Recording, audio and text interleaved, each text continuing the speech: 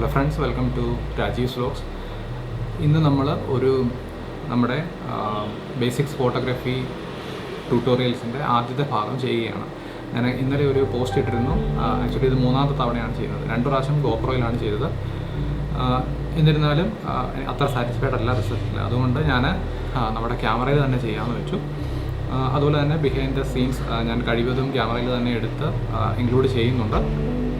ഇന്ന് നമ്മൾ നോക്കുന്നത് ഫോട്ടോഗ്രാഫി ബേസിക്സിൻ്റെ ഏറ്റവും ആദ്യത്തെ പാഠം, അതായത് എക്സ്പോഷർ എന്നുള്ളതാണ്. എക്സ്പോഷർ 3 കാര്യങ്ങളാണ് നമ്മൾ ക്യാമറയിൽ എക്സ്പോഷർ കറക്റ്റ് ആക്കാൻ സെറ്റ് ചെയ്യുന്നത്. ഒന്ന് ISO, രണ്ടാമത് അപ്പർച്ചർ, പിന്നുള്ളത് ഷട്ടർ സ്പീഡ്. അപ്പോൾ ഈ 3 കാര്യങ്ങൾ അഡ്ജസ്റ്റ് ചെയ്യുമ്പോഴാണ് നമ്മുടെ എക്സ്പോഷർ കറക്റ്റ് ആകുന്നത്. നമുക്ക് നമ്മുടെ കമൻറ്റ് സെക്ഷനിൽ ഒരു ചോദ്യം ഉണ്ടായിരുന്നു, അപ്പർച്ചർ അല്ലേ എക്സ്പോഷർ എന്നുള്ളൊരു ചോദ്യം. അപ്പർച്ചർ ആക്ച്വലി എക്സ്പോഷറിൻ്റെ ഒരു ഭാഗമാണ്, പക്ഷേ പൂർണ്ണമായിട്ടും എക്സ്പോഷർ അല്ല. 3 ഘടകങ്ങൾ കൂടുന്നതാണ് എക്സ്പോഷർ. അപ്പോൾ എന്താണ് ഈ എക്സ്പോഷർ? ഞാനിപ്പോൾ എക്സാമ്പിളായിട്ട് 3 ചിത്രങ്ങൾ ഇവിടെ കാണിക്കുന്നുണ്ട്. ഇതിൽ യൂസ് ചെയ്തിരിക്കുന്നത് നമ്മുടെ കുഞ്ഞിൻ്റെ ടോയ്സ് ആണ് യൂസ് ചെയ്തിരിക്കുന്നത്. അപ്പോൾ ഈ ടോയ് യൂസ് ചെയ്ത് ഞാൻ 3 ഫോട്ടോസ് എടുത്തിട്ടുണ്ട്. ഒന്ന് കറക്റ്റ് എക്സ്പോഷറിലും, ഒന്ന് അണ്ടർ എക്സ്പോസ്ഡും, ഒന്ന് ഓവർ എക്സ്പോസ്ഡും ആയിരിക്കും. എന്താണ് കറക്റ്റ് എക്സ്പോഷർ എന്ന് വെച്ചാൽ, നമ്മുടെ സബ്ജക്റ്റ് അതിൽ വീണ്ടിരിക്കുന്ന ലൈറ്റിംഗ്, ക്യാമറയ്ക്കുള്ളിലുള്ള ലൈറ്റ് മീറ്റർ, നമ്മുടെ എല്ലാ DSLR ക്യാമറയ്ക്കും അല്ലെങ്കിൽ മിറർലെസ് ആണെങ്കിൽ അതിനുള്ളിൽ ഒരു ലൈറ്റ് മീറ്റർ ഉണ്ട്. അപ്പോൾ ഈ ലൈറ്റ് നമ്മൾ സെലക്ട് ചെയ്യുന്ന സബ്ജക്റ്റിൽ വീഴുമ്പോൾ ഈ ക്യാമറയ്ക്കുള്ളിലെ ലൈറ്റ് മീറ്റർ നിശ്ചയിക്കും ഇതാണ് കറക്റ്റ് എക്സ്പോഷർ എന്ന്. നിശ്ചയിച്ചതിന് ശേഷം അത് നമ്മളെ അറിയിക്കും. നമ്മൾ അറിയിക്കുന്നത് എങ്ങനെയാണെന്ന് വെച്ചാൽ, നമ്മുടെ ക്യാമറയുടെ താഴെ ചെറിയൊരു ബാർ നിങ്ങൾക്ക് കാണാം. നിങ്ങൾ എക്സ്പോഷറിൻ്റെ ബട്ടൺ അല്ലെങ്കിൽ നിങ്ങൾ ഷോട്ട് എടുക്കുന്നതിന് മുമ്പ് ഹാഫ് പ്രസ് ചെയ്യുമ്പോൾ, ഫോക്കസ് ചെയ്യേണ്ട ഹാഫ് പ്രസ് ചെയ്യുമ്പോൾ, അല്ലെങ്കിൽ ഫോക്കസ് ചെയ്ത് കഴിഞ്ഞ് ഹാഫ് പ്രസ് ചെയ്യുമ്പോൾ അടിയിൽ ചെറിയൊരു ബാർ കാണാൻ പറ്റും. -1, -2, -3. പിന്നെ മിഡിലൊരു വൈറ്റ് ബാർ. കാനോൺ ക്യാമറയിൽ അങ്ങനെയാണ്. ബാക്കിയുള്ള ക്യാമറകളിൽ ചെറിയ വ്യത്യാസം കാണുമായിരിക്കും. അതുപോലെ തന്നെ റൈറ്റിലോട്ട് നോക്കിയാൽ +1, +2, +3 എന്ന് നിങ്ങൾക്ക് കാണാൻ സാധിക്കും.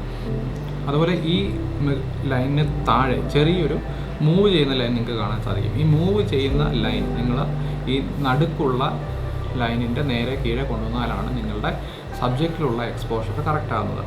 അപ്പോൾ ക്യാമറയുടെ ലൈറ്റ് മീറ്റർ ഇത് നിശ്ചയിച്ചിട്ട് നമ്മളോട് പറയുന്നു, ഈ ലൈനിൽ നിങ്ങൾ ഈ അടിയിലുള്ള ലൈൻ കൊണ്ടുവന്നാൽ നിങ്ങളുടെ സബ്ജക്റ്റുമായിട്ടുള്ള എക്സ്പോഷർ കറക്റ്റ് ആകുന്നു. അപ്പോൾ നമ്മൾ അത്രയും മാത്രം ചെയ്താൽ മതി. ഇത് ചെയ്യാനായിട്ട് നിങ്ങൾ അഡ്ജസ്റ്റ് ചെയ്യേണ്ടത് അപ്പർച്ചറും ISOയും ഷട്ടർ സ്പീഡുമാണ്.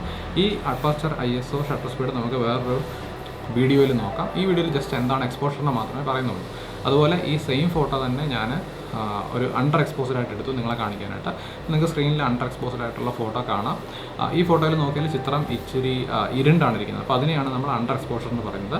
എക്സ്പോഷറിൻ്റെ ആ മൈനസ് പോർഷനിലേക്ക് നമ്മളുടെ ലൈറ്റ് പോകുമ്പോൾ, അതായത് നിങ്ങളുടെ ആ ബാറിൽ അടിയിലുള്ള ഈ ചെറിയ ബാർ മൈനസ് പോർഷനിലേക്ക് പോകുമ്പോഴാണ് അണ്ടർ എക്സ്പോസർ ആകുന്നത്. അതായത് ആവശ്യത്തിന് ലൈറ്റ് നിങ്ങൾക്ക് ലഭിക്കുന്നില്ല.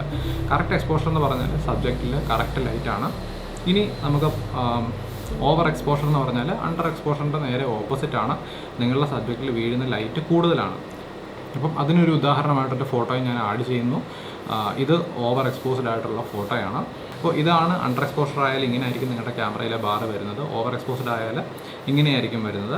അതുപോലെ തന്നെ കറക്റ്റ് എക്സ്പോഷർ ആണെങ്കിൽ ബാർ ഇങ്ങനെയായിരിക്കും നിങ്ങളുടെ ക്യാമറയ്ക്കുള്ളിൽ കാണിക്കുന്നത്.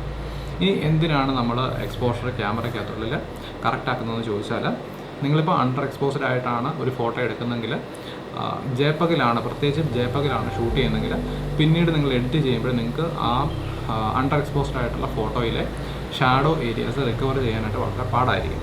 അതുപോലെ ഓവർ എക്സ്പോസ്ഡ് ആയിട്ടുള്ളൊരു ഫോട്ടോ ആണെങ്കിൽ നിങ്ങൾക്ക് ഹൈലൈറ്റ്സ് റിക്കവർ ചെയ്യാനായിട്ട് പാടായിരിക്കും. ക്യാമറയ്ക്കുള്ളിൽ തന്നെ നമ്മൾ മാക്സിമം കറക്റ്റ് എക്സ്പോഷറിൽ എടുത്തു കഴിഞ്ഞാൽ പിന്നെ പോസ്റ്റ് പ്രോസസ്സിങ്ങിൽ നിങ്ങൾക്ക് വേണമെങ്കിൽ അത് ഓവർ എക്സ്പോസ്ഡ് ആക്കാം. നിങ്ങൾക്ക് ഒരു ക്രിയേറ്റീവ് ഫോട്ടോ എടുക്കാനാണെങ്കിൽ ഓവർ എക്സ്പോസ്ഡ് ആക്കാം, അല്ലെങ്കിൽ അണ്ടർ എക്സ്പോസ്ഡ് ആക്കാം. പക്ഷേ നിങ്ങൾക്ക് എഡിറ്റിംഗ് സോഫ്റ്റ്വെയറിൽ വർക്ക് ചെയ്യാനായിട്ട് കൂടുതൽ ഡീറ്റെയിൽ നിങ്ങൾക്ക് കിട്ടും. അപ്പോൾ ഇതിനു വേണ്ടിയാണ് നമ്മൾ കറക്റ്റ് എക്സ്പോഷറിൽ ഷൂട്ട് ചെയ്യുന്നത്. അതുപോലെ വളരെ പ്രൊഫഷണലായിട്ടുള്ള ആളുകൾ ഓവർ എക്സ്പോസ്ഡ് ആയിട്ട്, ഇൻറ്റൻഷനലി ഓവർ എക്സ്പോസ്ഡ് ആയിട്ടും ഇൻറ്റൻഷനലി അണ്ടർ എക്സ്പോസ്ഡ് ആയിട്ടും ഫോട്ടോ എടുക്കാറുണ്ട്. അപ്പോൾ നമ്മൾ പഠിക്കുന്ന ആൾക്കാർ അങ്ങനെ ചെയ്യരുത്. പഠിക്കുമ്പോൾ എല്ലാ ഫോട്ടോസും കറക്റ്റ് എക്സ്പോഷറിൽ കൊണ്ടുവന്ന് ഫോട്ടോ എടുക്കാനായിട്ട്, അല്ലെങ്കിൽ പെർഫെക്റ്റ് എക്സ്പോഷറിൽ ഫോട്ടോ എടുക്കാനായിട്ട് ക്യാമറയുടെ ലൈറ്റ് മീറ്റർ അനുസരിച്ച് ഫോട്ടോ എടുക്കാനായിട്ട് ശ്രമിക്കേണ്ടതാണ്. അപ്പോൾ എക്സ്പോഷർ എന്ന് പറയുന്ന ട്യൂട്ടോറിയൽ ഇവിടെ തീരുന്നു. അടുത്ത ട്യൂട്ടോറിയലിൽ നമുക്ക് എങ്ങനെ ഷട്ടർ സ്പീഡും അപ്പർച്ചറും ISOയും അഡ്ജസ്റ്റ് ചെയ്തുകൊണ്ട് നമ്മുടെ ഫോട്ടോ കറക്റ്റായിട്ട് എടുക്കാം എന്ന് നമുക്ക് നോക്കാം, എങ്ങനെ എക്സ്പോഷർ കറക്റ്റ് ആക്കാമെന്ന് നോക്കാം. അപ്പോൾ ഫസ്റ്റ് ട്യൂട്ടോറിയൽ ഞാനിവിടെ ക്ലോസ് ചെയ്യുകയാണ്.